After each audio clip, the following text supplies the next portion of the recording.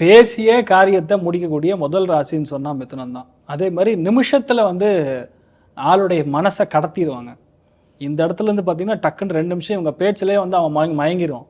ஒரு அருமையான ஒரு வீடு, வீட்டுக்கு பின்னாடி பெரிய ஒரு என்ன சொல்றது, ஒரு மவுண்டெயின், ஒரு ஹில், ஒரு மலை, அதுல பெரிய ஒரு நீழ்வீழ்ச்சி, பக்கத்துல ஒரு சின்ன புறாக்களுடைய சத்தம், இப்படிலாம் சொல்ல சொல்ல நமக்கு மனசு என்ன பண்ணும், அங்க போதா.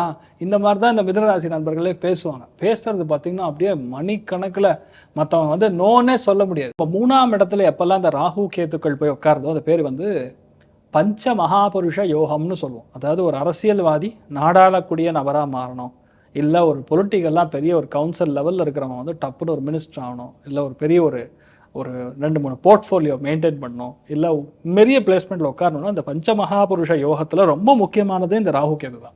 ஆக்சுவலாக மிருகசீரிஷமாக இருந்தாலும் சரி, திருவாதிரையாக இருந்தாலும் சரி, புனர்பூசமாக இருந்தாலும் கோல்டு.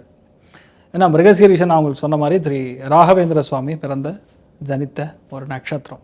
அதுக்கப்புறம் திருவாதிரை நட்சத்திரம் சாட்சாத் சிவபெருமான் பிறந்திருக்கக்கூடிய நட்சத்திரம். புனர்பூசன் சொன்னால் ஸ்ரீராமன் பிறந்த நட்சத்திரம்.